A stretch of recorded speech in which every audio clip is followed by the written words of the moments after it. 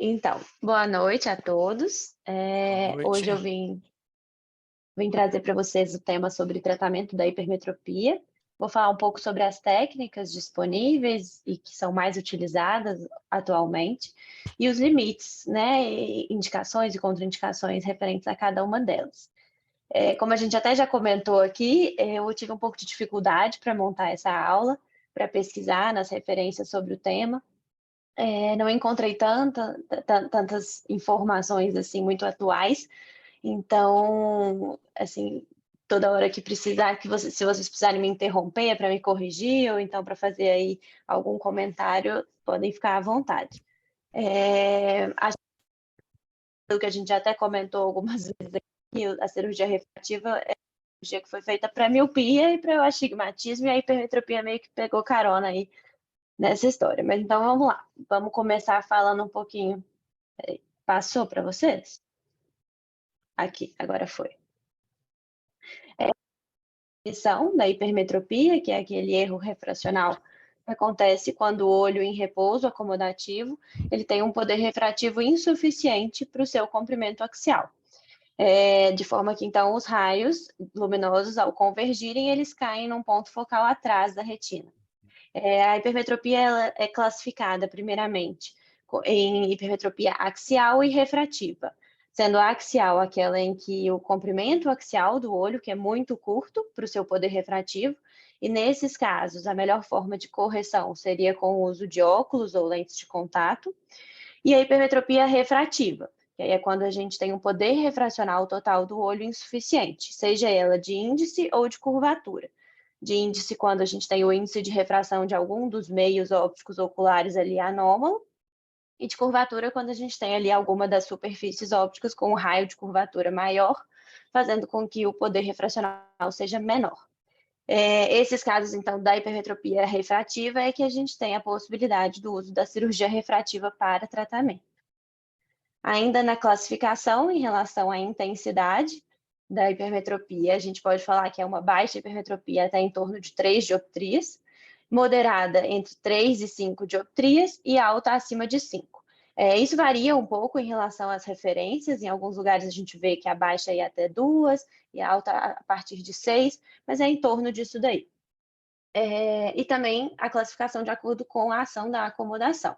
Lembrar que a hipermetropia total é aquela que a gente consegue avaliar com o exame sob cicloplegia, e essa hipermetropia, então, ela é formada pela hipermetropia manifesta e pela latente, sendo a latente o tônus do músculo ciliar e a manifesta o somatório da hipermetropia absoluta e facultativa, que é aquela que é compensada pela acomodação.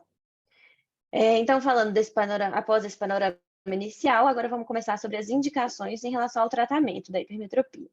Primeira coisa que a gente precisa pensar em relação à idade do paciente, porque muitas vezes pacientes mais jovens, mais novos, com baixas hipermetropias, eles não têm muita dependência de óculos, né? Porque muitas vezes a gente tem ali uma tolerância acomodativa mais alta, que faz com que o paciente consiga acomodar e tolerar ali aquele grau, sem precisar de correção, sem ter queixas astenopeicas, então às vezes a gente não precisa se preocupar nesses casos. Além disso, os pacientes jovens, eles já têm um maior risco de regressão da ametropia, então, a gente já tem que ter mais cuidado caso seja optado por um tratamento cirúrgico. Uma exceção para esses casos, né, para esses jovens que a gente não, em geral não indicaria, uma boa indicação, que seria para o tratamento refrativo da hipermetropia, são pacientes com hipermetropia e com estrabismo acomodativo, porque aí o tratamento, a correção da hipermetropia vai também corrigir, além da ametropia, o desvio ocular também. Então, aí sim seria uma boa indicação. Já os pacientes presbitas acabam tendo um maior benefício, porque aí nessa idade a gente já tem uma menor tolerância acomodativa e muitas vezes os pacientes então já têm uma maior dependência do uso dos óculos e muitas vezes se incomodam e desejam, né, uma outra solução aos óculos e às lentes de contato, e aí a gente pode oferecer a cirurgia refrativa. Além disso, sempre lembrar da estabilidade refracional para todos, né? Como todas as outras modalidades de tratamento refrativo, a gente sempre precisa ter essa estabilidade. Uma boa refração no pré-operatório, para a gente sempre diferenciar na hipermetropia total e a hipermetropia manifesta. E lembrar que algumas vezes, alguns pacientes, eles até não toleram a correção da hipermetropia total.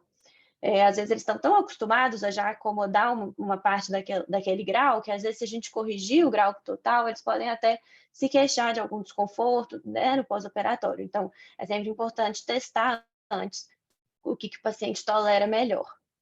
Em relação à curvatura corneana, a gente tem que lembrar que o padrão de ablação o padrão de ablação da cirurgia refrativa para hipermetropia, ele vai buscar encurvar aquela córnea. Então, o ideal é que a gente tenha córneas mais planas que permitam esse encurvamento cirúrgico. Não existe um valor assim máximo que a gente tenha que levar como regra. Em geral, né, as referências trazem esse valor máximo aí de uma ceratometria em torno de 48, 49. Mas o mais importante, que a gente até já comentou aqui outras vezes, seria ali a variação. Então, às vezes, uma córnea que é muito plana, se a gente encurvar ela muito, você pode ter maior risco, né, de causar aí aberrações, enquanto que uma córnea que já tem uma curvatura razoável, se você chegar aí até os 49, em torno de 48, 49, ela pode tolerar melhor sem tantas aberrações. Então, essa variabilidade é mais importante do que o valor absoluto em si.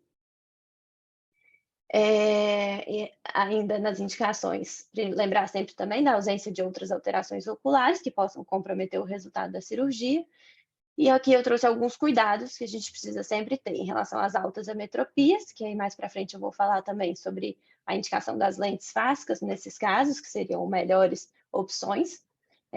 Pacientes com ambliopia ou com supressão, porque aí a gente já não vai ter o efeito, né? A gente não vai ter o sucesso terapêutico que a gente esperava ter. E pacientes com, às vezes, algum desvio latente, porque às vezes a cirurgia pode até descompensar ali algum desvio e o paciente passar a manifestar um desvio que até então vinha latente. Então, isso tudo a gente também tem que tomar bastante cuidado. Em relação às opções, as técnicas mais utilizadas, eu vou comentar um pouco sobre as técnicas de cirurgia corneana, que a gente tem mais contato, que são o LASIK e o PRK.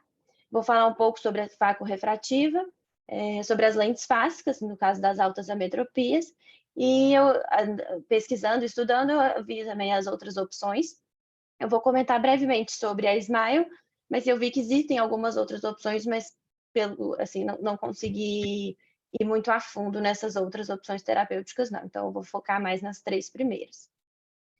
Em relação ao LASIK, né, o LASIK para o tratamento da hipermetropia, o H-LASIK, ele é uma opção no caso das baixas hipermetropias, uma opção porque a gente vai ver que o PRK também pode ser usado nesses casos.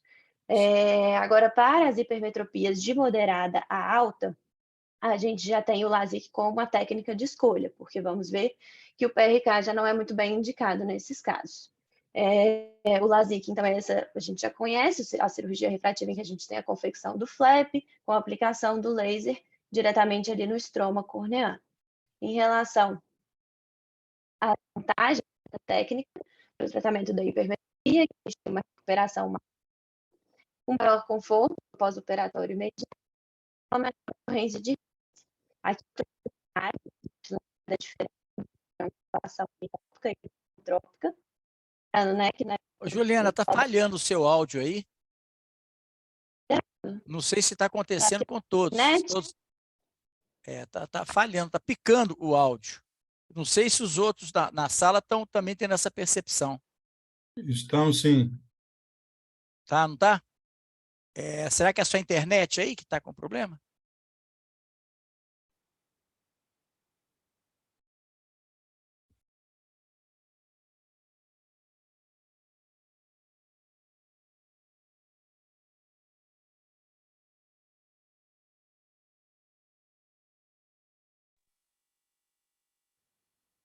Agora parece que travou. Eu estou com a mensagem aqui do Zoom que a internet da Juliana está instável, é por isso que está falhando. Eu vou pedir a ela para reiniciar, assim que ela travar a máquina dela.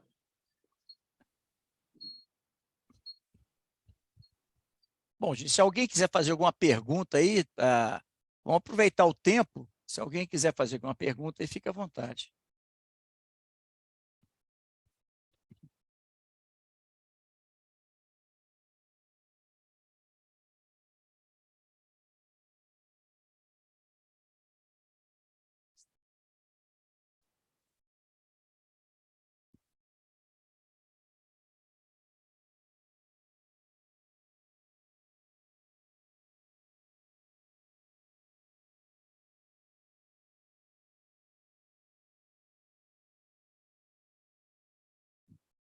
Arnaldo. Pronto, Reinaldo. A Juliana saiu, está tentando entrar. Não, acho que ela voltou. Voltei. Ótimo. Seja bem-vinda. Juliana, se você ficar mais perto aí do seu roteador, eu vou te colocar de co-host também para ver se isso ajuda em alguma coisa. Mas ver se você consegue ficar perto do... É que eu estou precisando usar a internet do meu celular, mas ela costuma ser muito boa. Mas vamos ver. Agora está melhor? Eu mudei aqui, melhorou. eu continuo como host e você está como co-host. Então pode ser que melhore alguma coisa aí. E para melhorar um pouquinho a qualidade, a estabilidade, você podia desabilitar o seu vídeo. Deixa só a sua projeção. Tá. Boa ideia. Tá ótimo. Então vamos lá. Tá. Deixa eu compartilhar aqui de novo.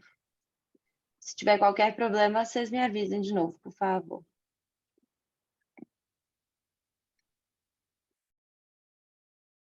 Tá todo mundo me ouvindo bem? Ok. Perfeito, Juliano. Vamos em frente. Então, voltando, vou falar aqui novamente sobre a questão do padrão de ablação, que eu estava comentando anteriormente. Eu trouxe essa imagem para a gente lembrar da diferença do padrão de ablação miópico para o padrão hipermetrópico. No caso do padrão miópico, a gente tem a aplicação do laser no centro da córnea, buscando aí o aplanamento, enquanto que na hipermetropia, no padrão hipermetrópico, a gente tem essa aplicação do laser numa região paracentral, anular, exatamente tentando encurvar a região central. Em relação ao uso às características do LASIK para o uso na hipermetropia, idealmente a gente busca zonas ópticas maiores, em torno aí de 6,5 a 7 milímetros. O uso dessas zonas ópticas maiores busca você ter uma área de transição, uma zona de transição maior e mais suave, para que assim a gente tenha uma menor chance de regressão, buscando também uma melhor qualidade visual e menos aberrações no pós-operatório. Agora, em relação a isso, existe um problema, que são as córneas hipermétropes costumam ser mais planas e pequenas, então isso dificulta um pouco o uso dessas zonas ópticas maiores, mas idealmente é o que é buscado, exatamente para diminuir aí a chance de regressão e a ocorrência de aberrações.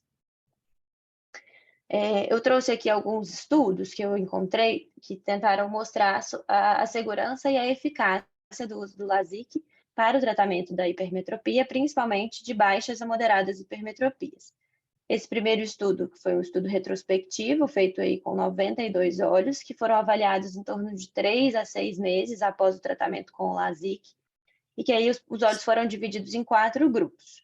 Nesse primeiro grupo, que é o que mais mostrou melhores resultados, eram os pacientes com baixa hipermetropia e de 1 a 3 dioptrias, e o resultado mostrou que em torno de 54% teve, no final do tempo de avaliação, aí 6 meses, um equivalente esférico de mais ou menos meia dioptria, o que foi favorável. E 14% desses pacientes tiveram uma acuidade visual sem correção maior ou igual a 20/20, nesse primeiro grupo de baixa hipermetropia.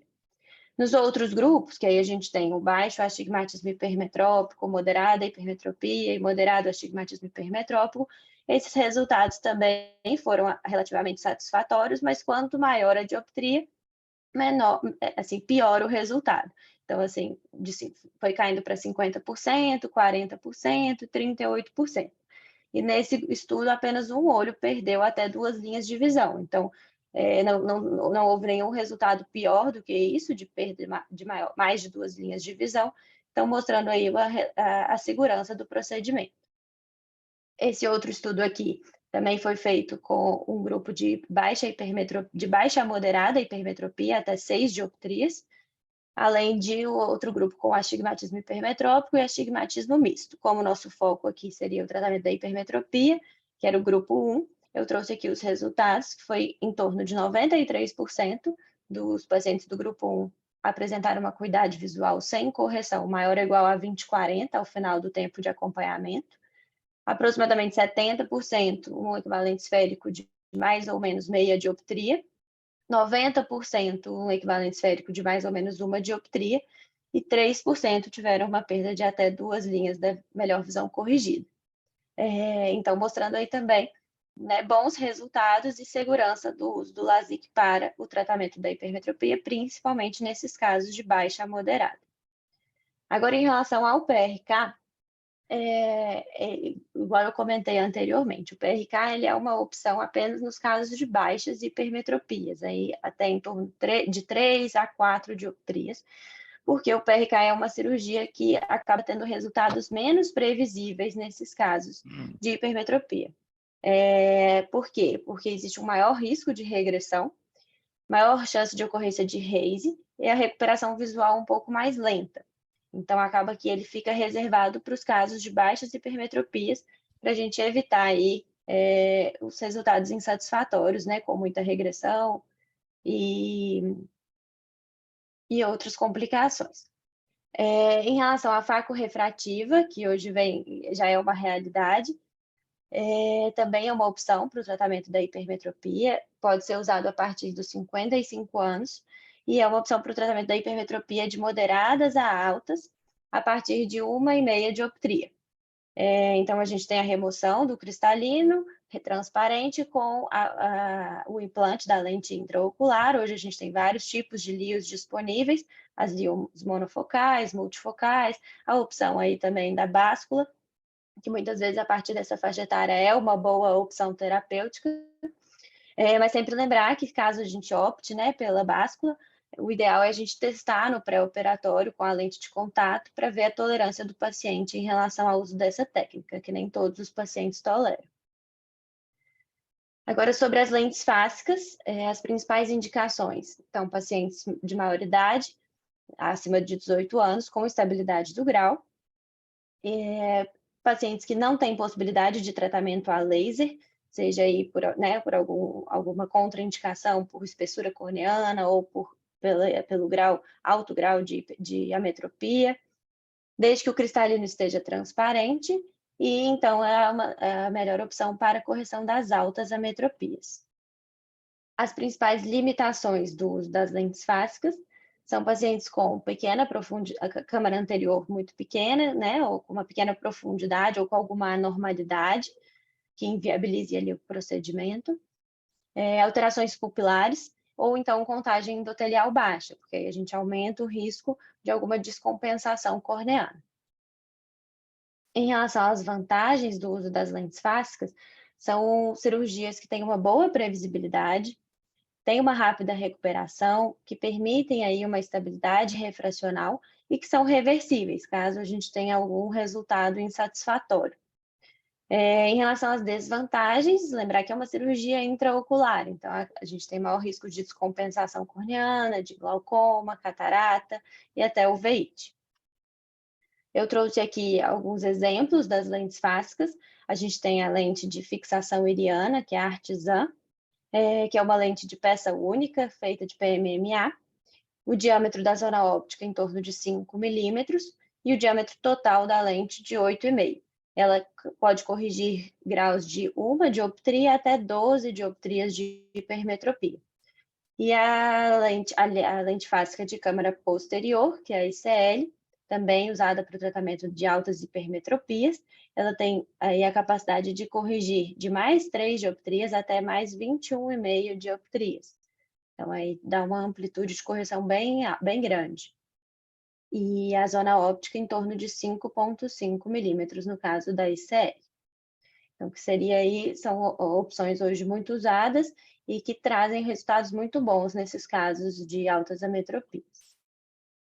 Como eu comentei, existem outras opções terapêuticas, mas eu trouxe aqui para a gente comentar sobre a técnica do SMILE, que vem ganhando maior enfoque aí nos últimos anos, que pode ser usada também para miopia e para hipermetropia. No caso da confecção da lentícula da miopia, a gente tem uma lentícula convexa, e no caso da hipermetropia, a lentícula tem esse formato côncavo, com uma espessura maior na periferia do que no centro. Isso acaba levando a uma maior dificuldade técnica para a confecção dessa lentícula nos casos da hipermetropia. Então, isso faz com que os resultados do uso do SMILE para a hipermetropia sejam um pouco menos previsíveis aos da miopia. Idealmente, o diâmetro da lentícula em torno de 6,5 a 7 milímetros, mas é então aí uma opção também que pode ser usada hoje em dia. Aí eu queria agora fazer as minhas conclusões sobre o que eu encontrei, lembrando aí que não foi muito fácil de contar essa aula, mas o que a gente tem que ficar aí de mensagem é que o tratamento da hipermetropia ele é desafiador, é necessário o uso cauteloso da cirurgia refrativa para esses casos de hipermetropia, e é muito importante a gente saber indicar corretamente quais pacientes que vão se beneficiar de cada técnica disponível, lembrando sempre das indicações, das contraindicações e dos riscos. Orientar os pacientes no pré-operatório sobre os riscos envolvidos em cada um dos procedimentos e sobre a possibilidade de regressão da ametropia. Quanto mais bem orientado o paciente no pré-operatório, mais fácil vai ser de lidar caso aconteça alguma desses efeitos indesejados, né, no pós-operatório. Lembrar, então, que para as baixas hipermetropias, existe aí a opção do PRK ou do LASIK, e aí saber indicar qual seria a melhor opção para cada caso, para cada paciente, mas a gente pode, em tese, utilizar uma das duas técnicas. E agora, em casos de moderadas a altas hipermetropias, o LASIK seria aí uma técnica, né, a técnica de escolha, exatamente porque o PRK tem muita chance de regressão e menor previsibilidade. Então, era isso. Perfeito, Juliano. Bastante completa a sua aula, foi bastante objetiva, você abordou aí os pontos principais. E, Reinaldo, você quer fazer os comentários iniciais aí, por favor? Ô, Juliana, estão me ouvindo aí? Sim. Perfeitamente, Reinaldo. Tá. Vai em frente. Eu achei sua aula excelente. Você abordou praticamente tudo que seria necessário no tratamento da hipermetropia. Eu tenho alguns pontos de vista, e cirurgia refrativa, gente, vai muito com a nossa experiência pessoal. Então, às vezes, você indica uma técnica para uma determinada metropia, outro colega indica outra. Vai muito da experiência de cada um. Eu discuto com o paciente, não é que ele vai decidir por mim, mas eu discuto com ele os prós e contras de todas as possibilidades terapêuticas. E é lógico que aqui eu acho que é mais interessante para ele, eu vou realçar mais as vantagens. Nem sempre o paciente escolhe aquilo que a gente indica. Quantas vezes a gente indica uma lio trifocal e o paciente quer colocar a lente do convênio? Então, às vezes a gente tem que ser realista. Você vai fazer aquilo porque o paciente está dentro do horizonte dele, né? Eu gostaria de ter uma Mercedes, mas eu não tenho condição, mas o doutor Arnaldo tem. Então, o doutor Arnaldo anda de Mercedes. Agora eu ando com meu carrinho lá e vou também no mesmo lugar. Mas, evidentemente, que se eu pudesse ter uma Mercedes, a BMW, seria a melhor opção. Então, agora, a minha experiência com a hipermetropia, gente, é um pouco diferente. Eu não vejo a hipermetropia como um tratamento de exceção. A hipermetropia, o tratamento da hipermetropia evoluiu muito. Com esses lasers de fly spot cada vez menores, a precisão do tratamento, porque a gente não pode se pegar aos primeiros lasers, que a hipermetropia era um desastre. Hoje, com esses lasers mais modernos, eu vejo o tratamento da hipermetropia com muito boas indicações. E tem a grande vantagem de você não buscar a hipermetropia. Porque, frequentemente, o paciente que tem mais 4 ou mais 5, ele vai ficar muito satisfeito com mais 1 ou mais 2, porque ele vai melhorar muito a visão dele, e principalmente se ele for presbítero. Esse paciente reduz muito a dependência de óculos. O que a gente tem que dizer para o paciente, o que a técnica permite. A técnica a gente não tem na hipermetropia a mesma precisão e estabilidade da miopia. Mas um paciente hipermétrope, às vezes com uma dioptria, ele tem uma visão muito boa, diferentemente do míope, que com uma dioptria não vê nada. Tem lá 0,2 de visão. Então, a grande vantagem da hipermetropia, primeiro, você melhora a visão de longe e de perto, do paciente não presbítero e do presbítero. E você não tem que ter aquele rigor e nem aquela preocupação, porque se for bem indicado, a regressão, gente, ela não é tão importante assim como a gente às vezes fica com com tendência de deixar de indicar. Agora, eu vou apresentar para vocês amanhã uma série de casos de hipermetropia, evidentemente casos complexos. Eu não apresento os casos que não tem nenhuma emoção, que não tem nenhuma complicação. São casos mais desafiadores. Agora, eu só indico o tratamento de hipermetropia para um paciente que seja permanentemente dependente de óculos. Se ele usa um óculos, eventualmente, esse paciente não tem indicação de refrativa, porque a dependência dele é muito pequena, e como o tratamento não me permite tanta precisão, eu não acho que seja indicado o tratamento para um paciente que tem uma dioptria e meia, qualquer coisa assim, a menos que esse paciente seja totalmente dependente de óculos. Tem paciente que tem uma amplitude de acomodação muito baixa, e isso varia de paciente para paciente. Eu vou fazer uma consideração aqui, que a Juliana falou, que é a da ótima indicação do ET, acomodativo. O ET acomodativo, gente, tem uma característica que a gente tem que tomar muito cuidado. Se você tiver uma regressão ou tiver uma hipocorreção, esse paciente ele tem uma relação de convergência por acomodação muito alta em relação à acomodação. Então, esse paciente, para pequenas ametropias de hipermetropia, ele vai acomodar muito, ele vai convergir muito, e o ET volta. Às vezes ele tem uma visão normal, mas quando ele acomoda, porque ficou um resíduo ou teve regressão, ele entra em ET novamente. Então, tem que tomar muito cuidado com o paciente. Tem que ser pacientes com córneas bem planas, pacientes que têm um ET pequeno, pacientes que tenham também uma hipermetropia menor, porque se você fizer aí uma hipermetropia muito alta e ele tiver regressão, você vai ter um paciente com uma boa visão, mas com estrabismo, tendo que usar óculos constantemente por causa do ET, que às vezes incomoda mais o paciente, o desvio ocular, do que a própria baixa de visão. Agora, uma coisa é o seguinte, é muito importante que a gente tenha sempre a refração estática. Se isso é importante na miopia, aqui é mais ainda, porque às vezes o paciente acomoda muito e ele usa uma parte muito pequena da sua hipermetropia total. Então, é importante você tentar miopizar esse paciente, fazer o fogging, para poder tentar corrigir o máximo de hipermetropia que ele tolere, sem perda de linha de visão. Às vezes, com mais 3, ele fala assim, ele prefere mais 2, mas com mais 3 ele tem uma acuidade visual de 1, e sem correção ele tem uma acuidade visual de 0,2, 0,3, você deve hipercorrigir em relação à refração dinâmica, porque você, mesmo tendo uma regressão, você vai manter esse paciente sem óculos por mais tempo. Então, não é usar e tomar muito cuidado, não se basear na refração do óculos. Frequentemente, esses pacientes estão hipocorrigidos e, dessa forma, o benefício da cirurgia não será por tanto tempo. Agora, eu sempre também, isso eu concordo, eu acho que a hipermetropia, o tratamento de eleição, é o LASIK.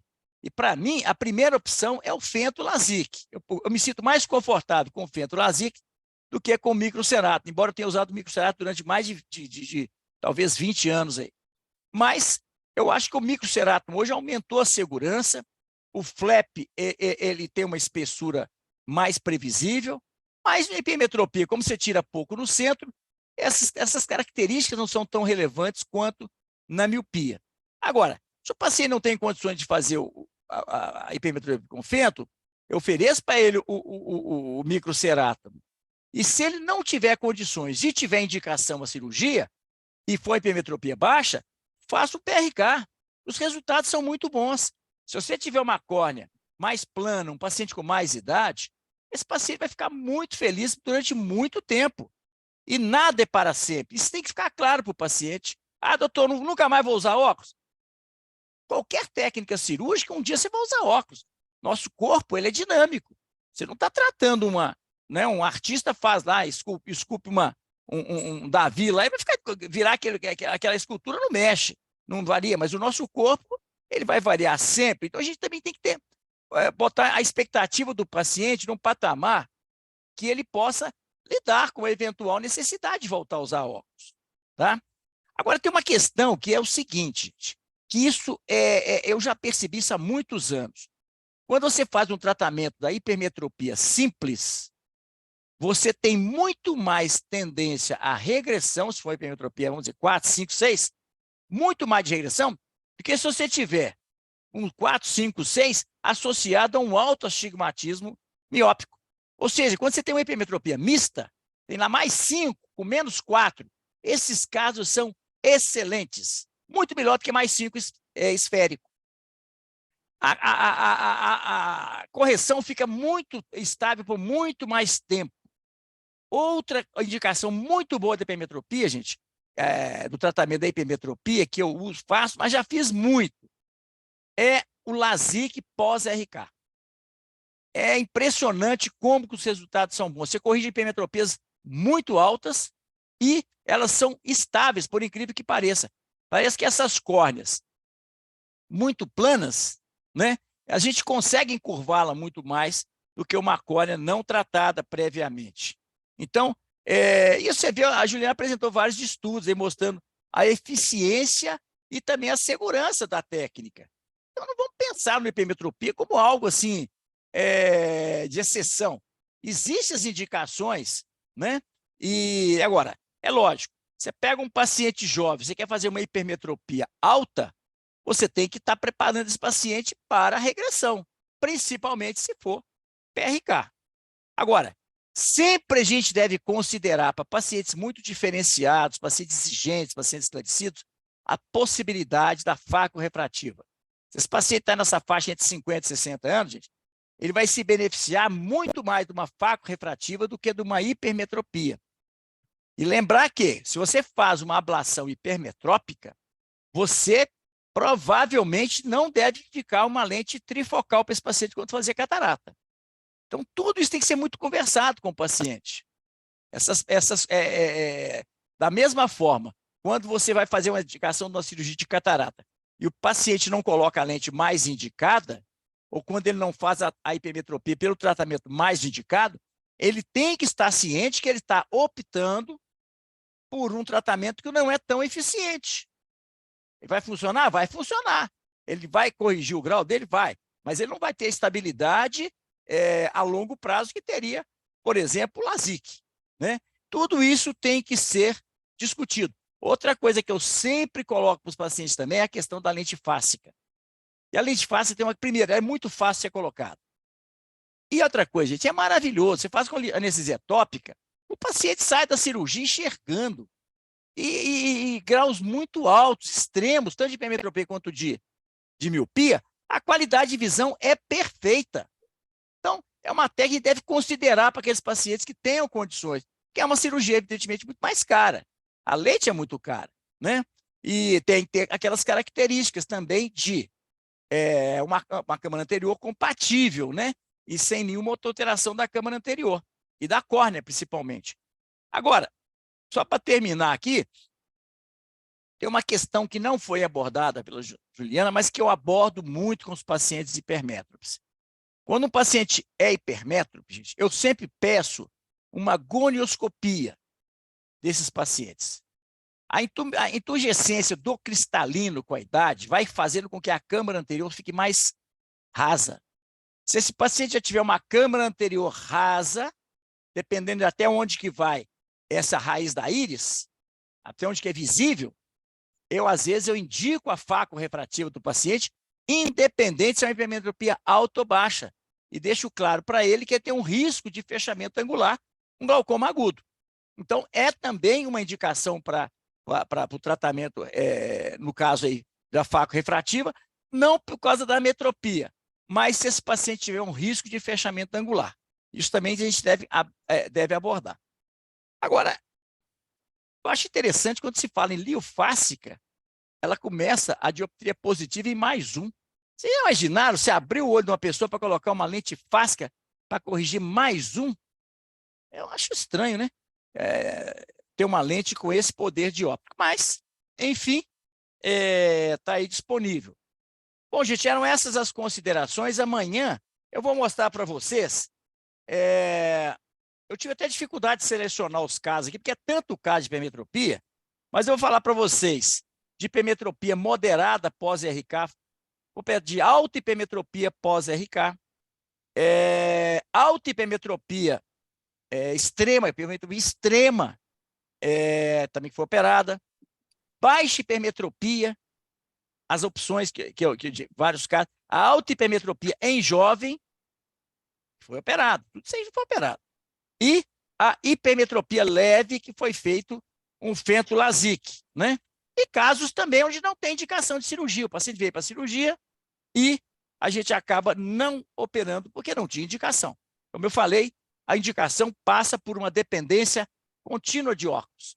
Se o paciente usa um óculos, eventualmente, esse paciente não tem indicação de cirurgia refrativa, a menos que esse paciente tenha uma exigência visual muito grande e que possa, às vezes, não querer usar óculos. Mas é rara a condição de você fazer um tratamento hipermetrópico para um paciente que não tem uma dependência grande de óculos. Eram essas considerações, Arnaldo. Parabéns mais uma vez, Juliano. Perfeito, Reinaldo. Pessoal, a apresentação da Juliana foi bastante completa. Juliana, você podia fechar a sua apresentação, por favor? Então, a apresentação foi bastante completa. O Reinaldo já comentou tudo que bastava, que precisava ser comentado. Eu vou apenas pontuar aqui algumas coisas para enfatizar que realmente são importantes. Então, lembrar o seguinte, cirurgia refrativa na córnea é um procedimento que foi feito para o míope, não para o hipermétrope. É muito mais fácil aplanar uma córnea do que você encurvar uma córnea. Como a Juliana já comentou, e o Reinaldo também enfatizou, pacientes hipermétropes jovens não devem ser operados. Muitas vezes eles têm uma reserva acomodativa muito grande, e na maioria das vezes nem em baixas hipermetropias, nem fazem uso de nenhuma correção visual. Então, não faz sentido a gente corrigir uma metropia que a gente sabe que vai regredir e que muitas vezes, 2, 3 anos depois, o paciente vai voltar a ter praticamente a refração que ele tinha pré-operatória. Então, pacientes hipermétropes jovens realmente não devem ser operados. Aquele hipermétrope jovem que, por algum motivo, por uma necessidade profissional, ou de trabalho, ou de atividade física, ele precisa ser operado, como já foi enfatizado, a melhor opção para ele é o LASIK, nunca o PRK. Antigamente, a gente não fazia correção de hipermetropia com PRK em hipótese alguma. Com o nosso novo laser, que faz o tratamento transepitelial, pacientes com baixas hipermetropias com equivalente esférico até 2,5, a gente pode fazer o PRK transepitelial, que os resultados são bastante satisfatórios. Lembrar que a nossa máquina não faz correção de streamlight acima de 2,5. Então, se você tiver um paciente lá que tem mais 3, você não vai conseguir fazer, porque o máximo que faz é até 2,5. Lembrar também que a programação cirúrgica, seja no LASIK, seja no PRK em baixa hipermetropia, se existir um componente astigmático, a gente deve usar cilindro positivo, nunca cilindro negativo. Ao contrário do hipermétrope jovem, o hipermétrope presbita, principalmente as mulheres que não querem usar óculos nem para longe nem para perto, os pacientes presbitas, eles se beneficiam muito da correção da hipermetropia com LASIK, principalmente se você fizer uma monovisão com target de plano ou deixar até ligeiramente míope no olho dominante e no olho não dominante fazer um target lá de menos 1,5, menos 1,75. Normalmente as pacientes ficam muito satisfeitas. Como já foi enfatizado anteriormente, a gente tem que lembrar que toda correção no plano corneano, correção refracional, é transitória. Eventualmente haverá regressão, haverá uma esclerose cristaliniana e esse paciente deverá ser novamente operado aí quando chegar na sua faixa etária aí, que realmente a cirurgia de catarata se faz necessária. Uma coisa que a doutora Juliana comentou, que eu não concordo, é com relação à indicação de hipermetropia em pacientes com córneas curvas. A gente tem que lembrar o seguinte, se a gente for levar em consideração a esfericidade da córnea, o K médio normal de uma córnea é ao redor de 44. Então, aquele paciente hipermétrope que é bom candidato à correção no plano corneano é aquele paciente que tem uma córnea mais plana, 40, 41.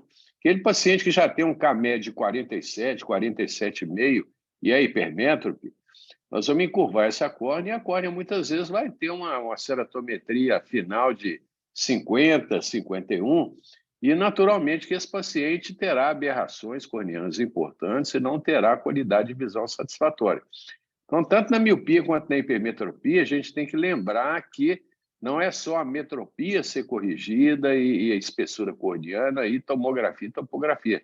Nós temos que avaliar também como a curvatura corneana ficará após o procedimento, ok? Basicamente é isso. Lembrar também que a necessidade da gente explicar detalhadamente para o paciente hipermétrope que aquele é um tratamento que eventualmente dará um resultado satisfatório durante alguns anos e vai reduzir a dependência de correção visual. Eu, particularmente, não opero hipermétropes jovens porque é chato se operar um paciente, até fazer um LASIK, e alguns anos depois você observa que a metade da metropia desse paciente voltou. E isso acontece com muita frequência se realmente for o PRK. Então, hipermétropes jovens, melhor não operá-los, até porque a grande maioria deles nem usa correção visual. É muito comum você ter um paciente hipermétrope jovem lá que tem o valente 7+2+3, você prescrever um óculos, ele usar eventualmente para leitura e no dia a dia ele não utilizar óculos para a maioria das atividades sociais dele. Então, não faz sentido a gente indicar cirurgia refrativa para um paciente que não sente necessidade da correção visual com óculos, ok? Alguém gostaria de fazer alguma pergunta para a doutora Juliana? Algum comentário, pessoal? A hora é agora. Arnaldo, eu acho que tem que ficar bem claro o seguinte, gente. É básico isso. O paciente não tem necessidade de uso contínuo de óculos, ele não tem indicação, independente do grau. Pode ser ele hipermétrope ou míope. Tem míope, gente, que tem 2 de dioptria. Esse paciente, pelas atividades, ele adora ser míope. É aquele paciente que gosta muito de trabalho manual, é aquele paciente ou aquela mulher que gosta muito de ficar costurando. Então, esse paciente, se você operá-lo, você vai tirar um óculos que ele usava só, eventualmente, para sair ou ver televisão, para fazer aquilo que ela faz o dia todo e vai ter que usar muito mais óculos que usava antes. Então, a gente tem que ver também, antes da indicação, a gente tem que ver também, gente, os hábitos, hobbies e profissão. Pacientes presbíteros hipermétropes, ou quase sempre, dependendo da profissão, eu indico uma monovisão. Esse paciente vai ficar sem dependência de óculos durante um período muito maior e eles ficam extremamente felizes. Agora, você tem que ver os hábitos. Se é uma pessoa que dirige muita estrada, se é uma pessoa que é exigente com a visão de longe, ela quer enxergar bem de longe, mas não importa de usar óculos para perto, tudo isso tem que ser conversado antes. Cirurgia refrativa você não marca assim, just in time. O paciente chegou, você já indica a cirurgia, o paciente vai ali no oba-oba, opera, depois é que vem as dúvidas. Eu sempre que o paciente veio para avaliar uma cirurgia, dificilmente, vocês podem ver nas datas que eu apresento das aulas, ele nunca é operado no dia da primeira consulta, ou no segundo dia. Sempre ele vai passar por um período, eu quero conhecê-lo melhor. Ele vai fazer alguns exames, se eu tiver que pedir um pentacam, um mapeamento de retina, ou um exame de glaucoma, isso vai levar mais um tempo para ele amadurecer a ideia. Eu não gosto de operar paciente sem estar muito bem, sem que eu conheça ele muito bem e que ele seja muito bem estratégico. Tira as dúvidas todas antes, para que você não tenha que tirar depois. Exato. É muito comum, pessoal, a gente muitas vezes receber pacientes, advogados, juízes, contadores, e que muitas vezes tem uma miopia lá de -2, -2,5, e muitas vezes nos procura com o objetivo de fazer uma cirurgia refrativa, não usar mais óculos. Aí você pergunta para o paciente, você usa óculos em qual situação? Não, eu uso óculos só para dirigir, para ir para o escritório e para voltar à noite para casa. Ou seja, como é que você vai corrigir uma miopia de um paciente, muitas vezes que está chegando a presbiopia, que tem uma miopia de -2 e praticamente não usa óculos 80% do tempo, né? Então, esse paciente, se a gente corrigir a metropia dele, o que vai acontecer?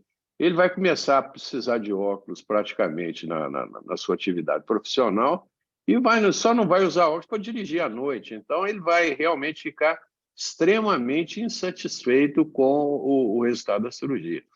Então, a gente tem que avaliar a necessidade visual do paciente e realmente se ele pode se beneficiar de cirurgia refrativa ou não. Ok? Pessoal, mais alguma pergunta? Eu tenho uma dúvida. Diga lá. O Reinaldo até comentou um pouquinho, mas eu fico muito na dúvida sobre a refração. Tipo, vou corrigir a estática, a dinâmica, um meio a meio. Isso eu fico muito confuso nisso ainda. Você quer responder, Cláudio? Cláudio, Arnaldo, vocês querem responder? Online? Cláudio. Boa noite, Cláudio. Pois é, vocês me corrijam se eu estiver errado, mas a refração, o tanto que eu vou corrigir, se é da estática... Vamos imaginar que você tem dois espectros. Um aqui é a estática, outro aqui é a dinâmica, e você tem, então, o resto entre um e outro. Obviamente, se eu tenho um paciente mais jovem, ele tem uma acomodação maior, mais potente, eu não posso corrigir pela estática. À medida que esse paciente é um pouco mais velho, que essa acomodação, que essa potência começa a diminuir, eu posso me aproximar da correção estática. Então, isso é muito importante. Não é qualquer paciente, qualquer idade, que você tem uma regra de uma receita de bolo, tá? Então, é muito importante prestar atenção nessas coisas e fazer uma refração bem feita, né? A absoluta, esqueci, manifesta. Então, muita calma, mas dá para fazer. No mínimo, um meio termo, né?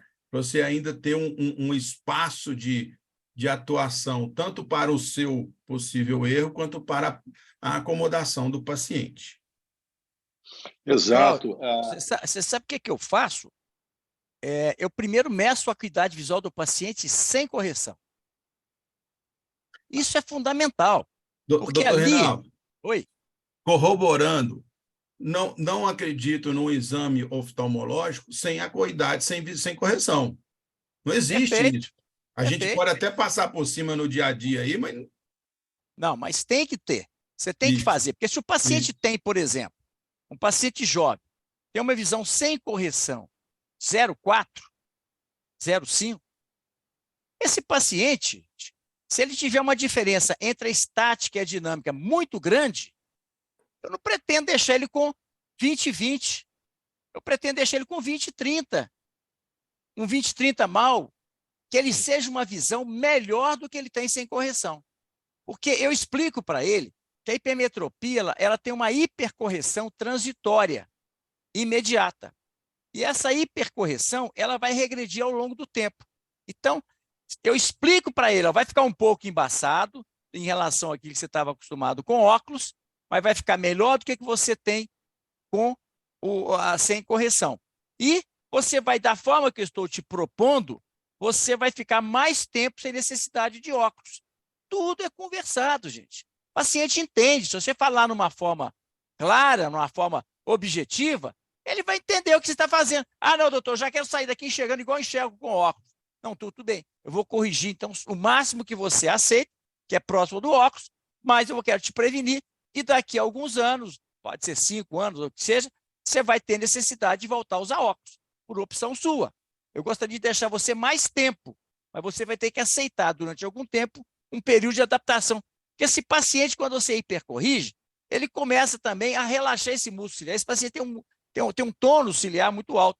À medida que você hipercorrige, ele começa a ter um relaxamento desse músculo. Às vezes, é necessário até você ciclopegiar esse paciente. Às vezes, eu passo durante algum tempo um mitriacil para ele usar à noite.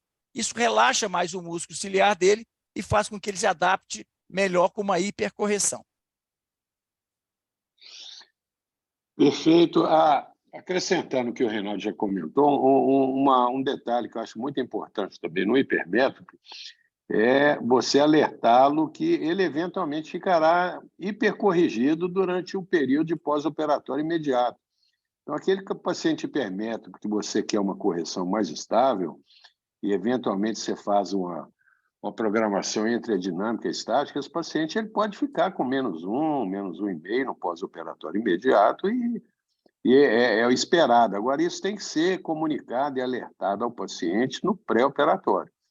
É desagradável você operar um hipermétrope, ele ficar lá com -1, -1,5 no pós-operatório imediato, e ele começar a reclamar que ele está tendo dificuldade para dirigir à noite. Então, todos esses comentários têm que ser feitos no pré-operatório, ok? Você Pessoal, dilata esse paciente, viu, gente? Uma coisa que eu sugiro a vocês é o seguinte: você fez hipermetropia, colocou entre estática e dinâmica, e ele ficou acomodando, e daí ele ficou míope, relaxa esse músculo ciliar dele, mostre para ele que ele não tem grau.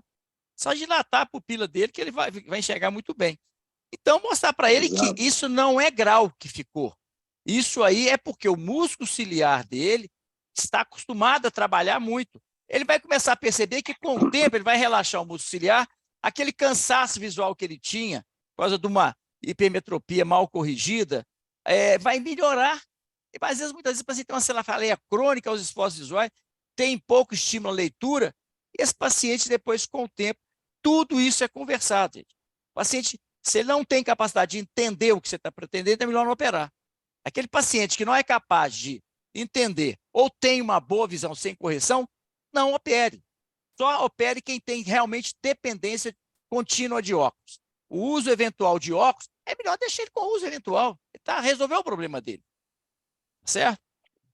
Vocês costumam falar com mais ou menos quanto tempo é esse período de adaptação? Claro que varia, mas costumam dar uma ideia, vocês perguntam? Vai depender. Não, isso aí é o seguinte, veja bem, é progressivo, porque quanto mais tempo vai passando, mais ele vai relaxando esse músculo ciliar, porque quando ele contrai, como ele contraía, a miopia aumenta. Então ele percebe que a visão piora. Apesar desse músculo ser involuntário, à medida que ele não tem necessidade de acomodação, porque há uma piora da visão, ele começa a progressivamente reduzir o seu tônus do músculo ciliar.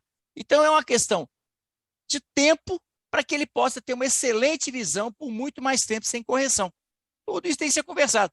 Eu já tive caso que o paciente tinha uma amplitude de acomodação tão grande que ele ficou míope, acho que de umas 2 dioptrias. Eu dilatava ele, a miopia desaparecia. Mas durante o dia não enxergava nada. Ele era hipermétrope. Aí, resultado, eu falei com ele, você não tem mais grau. O seu músculo é que está muito contraído. Eu te proponho passar um óculos para você dirigir, um óculos para distância, para ver televisão, até que o seu músculo se relaxe. E passei pelo midriacil, questão de alguns poucos meses, o tônus relaxa e o paciente fica emétrope, feliz da vida e vai ficar independente dos óculos durante muito tempo. Agora, o paciente tem que ter capacidade de discernimento para entender o que você está fazendo. Se ele não tem, então não é um paciente que deve ser operado. Essa pergunta sua, Lucas, ela é importante, eu entendo o motivo, para nós aqui na nossa discussão e para a nossa expectativa no consultório e poder, inclusive, acalmar e tranquilizar o paciente, sabendo que não melhorou em 1 mês, mas vai melhorar em até 3, é importante, né? Isso para a gente saber. O que a gente talvez não deva fazer é estabelecer prazo com o paciente, né? E tranquilizar, que vai acomodar, ou vai desacomodar, no caso. É um paciente que você tem que ver sempre, com frequência. Esse paciente tem que estar sempre, gente, com a corda curta. Você tem que estar próximo desse paciente, porque senão entra um gaiato na história. Não, mas eu operei, minha visão no outro dia estava perfeita. Aí ele vai procurar outro colega, o colega vai falar que ele está míope, vai querer reoperar o paciente, embanando o trem todo.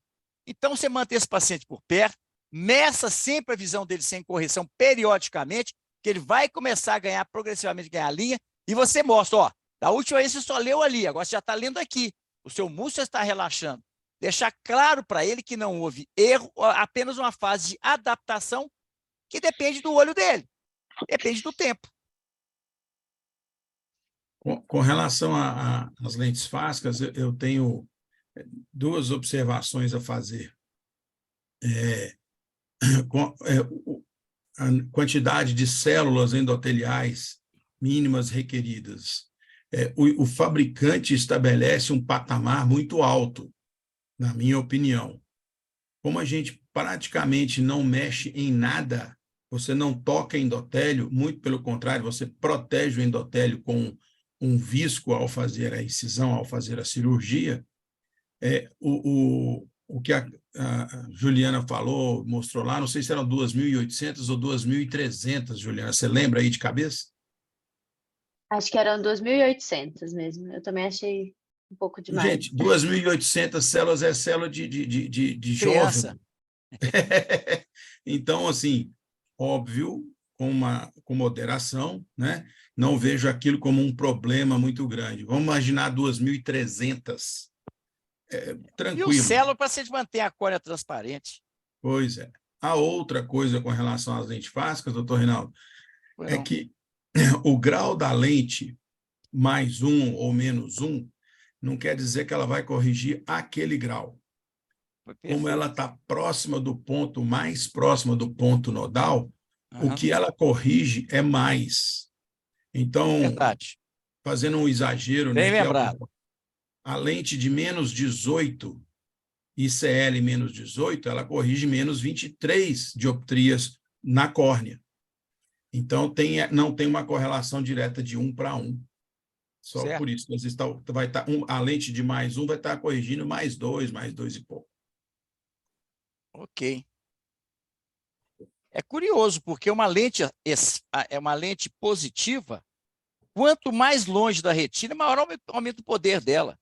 Então, quer dizer, uma lente que está mais próxima da retina, teoricamente, pelo menos, deveria corrigir menos.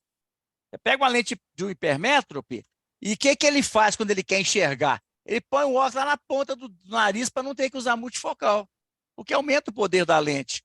Agora, estou achando estranho uma lente positiva atrás do plano da córnea corrigir mais, era para corrigir menos. O contrário é como da miopia.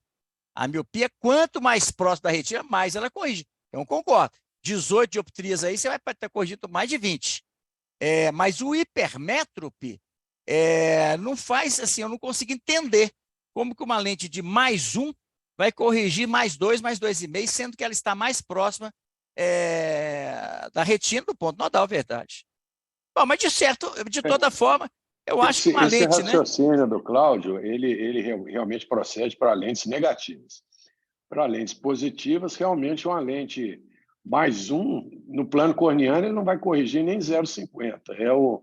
Mas o fabricante, quando ele faz uma grade de lentes, ele sabe que aquela lente mais 1, mais 2, mais 3, provavelmente não será solicitada por nenhum cirurgião. Aquilo ali é mais para ele ter uma grade completa. Do mesmo jeito que o fabricante de lente intraocular fabrica lente plana, menos 1, menos 2, sabendo que aquela lente provavelmente vai ter uma saída quase que zero, né? Isso é mais para compor a grade do que realmente para uma utilidade prática disso. Eu vou tentar ver com o fabricante se existe alguma explicação. Olha esse negócio para nós, Cláudio. Muito bem, gente. Mais alguma dúvida, pessoal? Amanhã eu vou tentar, com esses casos que eu vou apresentar, eu vou tentar mostrar para vocês que o tratamento da hipermetropia é sim eficiente. A questão é que a indicação ela é mais, vamos dizer, crítica do que no caso da miopia.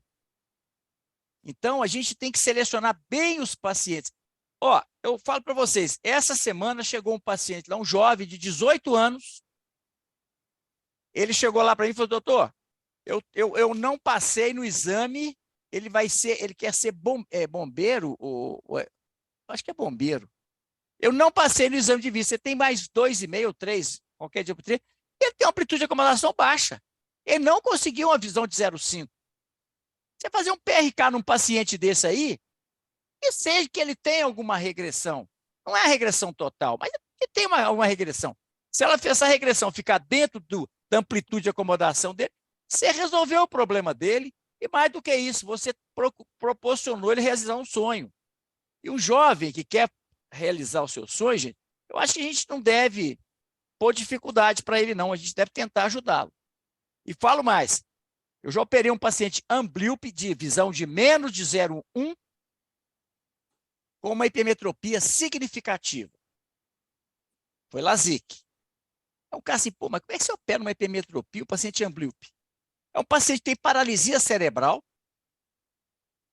ele tem uma disartria importante por causa da paralisia cerebral, e ele tem como ocupação ator. Ele trabalha numa casa eu não sei exatamente como é que é. Eu sei que eu fui numa exibição dele. Foi lá na Assembleia Legislativa, e foi um negócio das mais gratificantes situações que eu tive na minha vida e mais emocionantes. Porque eu vi crianças que só conseguiam se arrastar e todo mundo batendo palma, porque era o que ela conseguia. E estava todo mundo ali dando força para aquelas crianças, cada um. Esse meu paciente, que eu achava que ele estava todo complicado, porque tinha paralisia cerebral e tinha ambliopia, ainda tinha hipermetropia, ele era o mais normal, o mais perfeito, tanto que ele era o mestre de cerimônia do evento. E ele estava lá acompanhando aquelas crianças todas cheias de problema e tudo. Aí, quando ele começou os trabalhos dele lá, ele pegou e fez um agradecimento em público, que ele estava conseguindo ver todo mundo sem óculos, porque ele não podia usar óculos no trabalho dele. Então, ele não via as pessoas na plateia. E falou assim, gente, pela primeira vez eu estou conseguindo ver vocês aí. Quer dizer, não falou assim, porque ele fala muito devagar e com muita dificuldade. Então, eu estou citando esse caso porque a gente tem que tomar muito cuidado antes de criticar a conduta de um colega. Você tem que ver o que se passou ali naquela consulta, quais as demandas do paciente, quais as suas necessidades. Esse rapaz, ele ia lá no consultório desde que eu trabalhava no Hospital Evangélico, em 1989, 88, 87. E ele ia com a mãe, todo torto, tadinho, a mãe carregando ele lá e tal. De repente, ele chegou sozinho. Era ele e a mãe. Ele chegou sozinho. Cadê sua mãe? Ela morreu. Um cara totalmente dependente, e hoje ele está sobrevivendo com esse trabalho de ajudar outras crianças deficientes. Como é que você fala com um rapaz desse que não pode usar óculos? Pode pôr lente de contato. Ele não consegue nem comer direito. Ele tem uma paralisia motora muito acentuada. Então, quer dizer, mas podia dar uma infecção. Podia. Avião também pode cair. Agora, se a gente ficar pensando só no pior e não ficar tentando atender a expectativa, eu falo essa palavra com vocês todo dia, atender a expectativa do paciente. Esse é o nosso objetivo como médico, nem como oftalmologista, como médico. Então, a gente deve procurar atender a expectativa, e a expectativa de paciente cada um tem a sua. Então, você não pode falar que um tratamento deve servir para todas as pessoas, porque as pessoas são diferentes.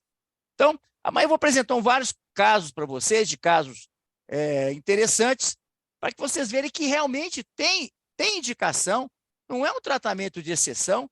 A gente não deve considerar a hipermetropia como algo assim, que não dá certo. Dá certo, sim. Funciona muito bem. Os trabalhos que a Juliana mostrou aí são trabalhos que mostram que os pacientes têm um grau de resolutividade muito grande, complicações muito baixas. Tá? Então, amanhã nós vamos ver esses casos aí, já pode discutir. E, gente, lembrando, eu não sou dono da verdade, e qualquer crítica ela é bem-vinda, porque a gente consegue redirecionar as nossas decisões. Tá? Então, eu acho muito legal. Se vocês não concordarem com a conduta, eu não seleciono casos bons, eu seleciono casos ruins. E os casos bons não estão interessantes. Os casos desafiadores é para a gente saber como lidar com eles. Então, eu vou apresentar uma série de casos para vocês, e vocês vão ter a oportunidade, depois da aula da Juliana, de dizer, fazer os comentários de vocês. Arnaldo, você pode preparar Perfeito. a faca e o garfo aí, que eu sei que você tem suas restrições à hipermetropia. Entendo. Mas eu vou mostrar para você, e eu espero te dobrar, que você comece a ver a hipermetropia com bons olhos. Entendeu? Tá certo. Eu não sei se é porque eu já... Agora, a seleção que eu falei é muito crítica. Agora, uma coisa que nós concordamos, aqui, ó, isso aqui é lá de Portugal. Tá certo? Maravilha. Se você tomar uma amanhã, eu vou abrir um cartucho para você. Junto, não. Separa uns aí para a gente tomar juntos. Tá bom. Amanhã vai ser um cartucho. cartucho. Vamos marcar oportunamente uma degustação de vinhos aí com os nossos fellows também. Não sei se eles gostam de vinho, né? Mas podemos fazer. Vamos marcar aí se o Cláudio topar, nós vamos fazer isso lá em Scarpas, viu, Cláudio? A gente faz em Scarpas, tá bom? Eu já tô com roupa de ir, doutor Reinaldo. Ah, é? Então pronto. Gente, quando eu tiver uma folga lá, que eu tiver a possibilidade, eu vou comunicar a vocês com antecedência para que a gente possa ir todo mundo lá, tá bom? Isso dependendo do número de pessoas, de repente vocês podem, inclusive, acompanhados. Tá bom? Maravilha. Obrigado, Falou, Reinaldo. gente. Parabéns, Falou, Arnaldo. Um Juliana. abraço a você. Até amanhã, pessoal. então. Falou, gente. Boa noite a todos. Boa Obrigado. noite. Até mais. Boa noite, Até amanhã. obrigada. Um abraço.